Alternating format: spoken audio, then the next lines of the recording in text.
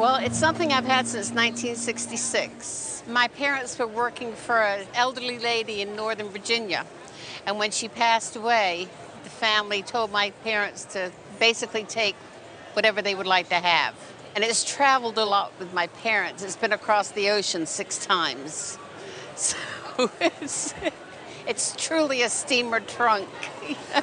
This is a wonderful example of a Louis Vuitton steamer trunk, as you had said. Louis Vuitton is one of the most iconic designers, one of the most popular and most recognized brands in the world. He started business in 1854 in Paris, and his sole business was trunks, transportation, luggage, that sort of thing. And in 1858, he introduced his first flat-top trunk, which at the time was really unusual because most of the trunks were domed. Right. So a flat-top trunk was really almost groundbreaking, and it was in a grey canvas that he called Trianon.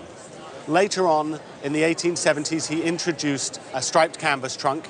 He wanted to keep going and changing design so people wouldn't copy him, which is ironic now because Louis Vuitton's copied all the time. Yes. This check design was introduced in 1888. And what's interesting is they've actually reissued the check design, and it's now more popular than the Louis Vuitton monogram.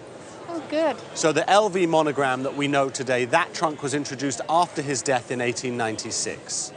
So this one we know comes from the late 19th century, after 1888.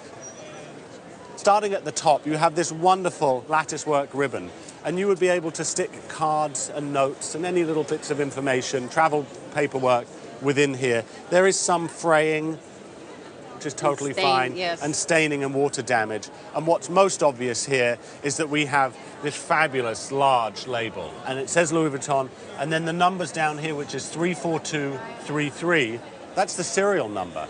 And with a little bit more homework, we could almost certainly date it to the year it was issued. Oh, nice. Inside also, there used to be trays. I'm going to close it up now, so watch your fingers.